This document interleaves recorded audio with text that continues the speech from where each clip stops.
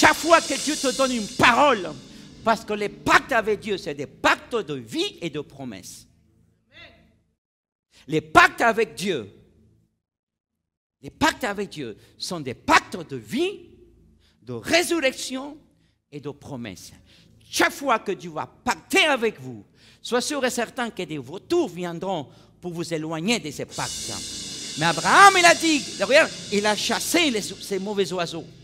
Pourquoi? Parce qu'il y a toujours un frère, le frère, un membre de la famille, un ami, ou un incrédule, ou un athée, qui viendra casser ta foi. Et tu dois les chasser. Si ce n'est pas pour édifier mon alliance avec Dieu, mon pacte avec Dieu, je n'ai pas besoin d'être écouté. Verset 12 au 13.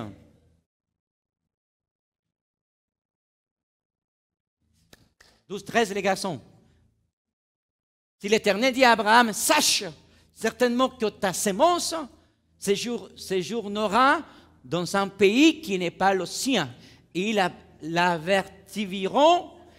serviront et l'opprimeront pendant 400 ans. Verset 14. Mais aussi je jugerai, moi, la nation qui les sera asservie. Et après cela, en parlant d'Égypte, et ils sortiront avec une grande bien. Déjà, Dieu savait que Israël allait être captif d'Égypte. Mais la descendante d'Abraham, je lui ai dit, t'inquiète, ils seront captifs, asservis, mais ils sortiront avec une grande bénédiction. Ça, c'est les pactes avec Dieu. Nous devons avoir révélation. Verset 14, 15. Et toi, tu t'en iras vers tes pères en paix, et tu seras enterré en bonne vieillesse. Les pactes te donnent protection, te donnent bonne santé.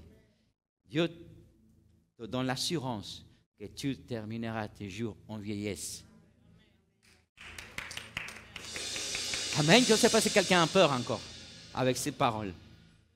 Je pense que la peur commence à sortir. Parce que Dieu est un Dieu de pacte. Et tu ne mourras pas, tu vivras pour raconter les merveilles de l'Éternel sur la terre des vivants. Amen, Église. Verset 16, Dani, verset 17, s'il te plaît. Et en la quatrième génération, ils reviendront ici, car l'iniquité des Amoréens n'est pas encore venue au comble. Verset 17.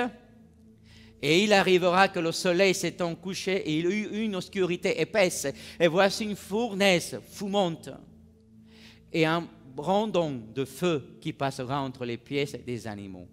Dans notre traduction, dit qu'en verset 18, et ce jour-là, l'Éternel fit un pacte. Dans la version originale, fut un pacte avec Abraham.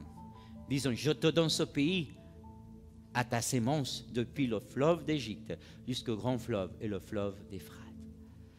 Dieu a fait alliance avec Abraham, et non seulement avec sa génération. Dans l'Ancien Testament, quand Dieu faisait alliance, pacte avec les hommes, il demandait aux hommes de prendre des animaux pour les sacrifier. Il dit la Bible, dans le verset 15, et que le feu est descendu. La gloire de Dieu a scellé le pacte avec Abraham. Combien par la foi croyez-vous que nous recevons encore la bénédiction d'Abraham par l'Esprit? À travers cette alliance, écoutez-moi bien, à travers cette alliance, par la foi, ma vie et ma famille sont bénites. Dieu avait, comment se faisaient les alliances avec Dieu, les pactes avec Dieu? Il y avait deux morceaux, il y avait un animal, on le coupait en deux. À moitié, on séparait par la moitié. La personne, le participant, mangeait une partie, et la deuxième, on la brûlait. Quand il y avait une alliance, un pacte entre l'homme Et Dieu signifie, il devient un. L'alliance, quand nous faisons alliance, la signification d'alliance signifie s'unir. Écoutez-moi bien, s'unir. Pourquoi je vous amène dans cette direction? Je voudrais amener l'Église, à partir d'aujourd'hui, à s'unir avec Dieu avec un pacte. Quand on fait un pacte avec Dieu, Dieu demandait à l'homme un animal, on le coupait en deux, on le mettait face à face et on se regardait un et l'autre. Et Dieu disait, je te donnerai mon nom, je te donnerai ma protection, je te donnerai ma bénédiction. Et l'homme disait à Dieu, je te donne ma volonté, car ma volonté soit la tienne. Je deviens un avec Dieu et Dieu devient un avec moi. Le pacte est la signification de s'unir totalement avec quelqu'un. Amen. Dieu est en moi et je suis en lui. Donc, ça, c'est dans l'Ancien Testament. On prenait ce pacte. Écoutez-moi bien. Ne vous endormez pas. Parce que sinon, le pacte avec Dieu va passer à côté. Amen. Il faut l'attraper. OK? Donc, on suit l'Église. Donc, le mot pacte en termes hébreux signifie périn, qui signifie couper, séparé dans l'Ancien Testament, était fait en sacrifiant des animaux. C'était le signe qu'un homme faisait pacte avec Dieu, ou Dieu faisait pacte avec un homme. Ça, c'est l'Ancien Testament. Un pacte est un accord formel et ferme qui peut être rompu. C'est un contrat entre deux personnes. Nous suivez, Église? OK? Dans le livre d'Exode, chapitre 19, verset 5. Maintenant, si vous écoutez ma voix et si vous gardez mon alliance, vous appartiendrez personnellement parmi tous les peuples, car toute la terre m'appartient. Amen, Église. Donc, dans le Nouveau Testament, ça c'est dans l'Ancien Testament, je vous ai donné un bref exemple de l'Ancien Testament, comment Dieu faisait pacte avec les... Dans chaque génération, écoutez-moi bien, dans chaque génération, il y a un Noé. Dans chaque génération, il y a un Noé.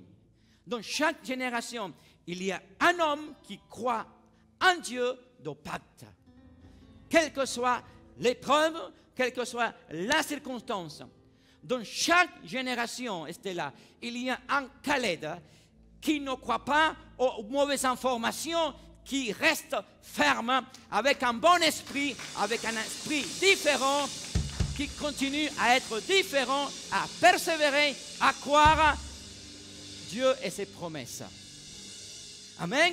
Donc, dans chaque génération, nous allons trouver un Noé dans ta famille, et peut-être tu es le seul que par cette pacte avec Dieu, Dieu a gardé toute ta famille.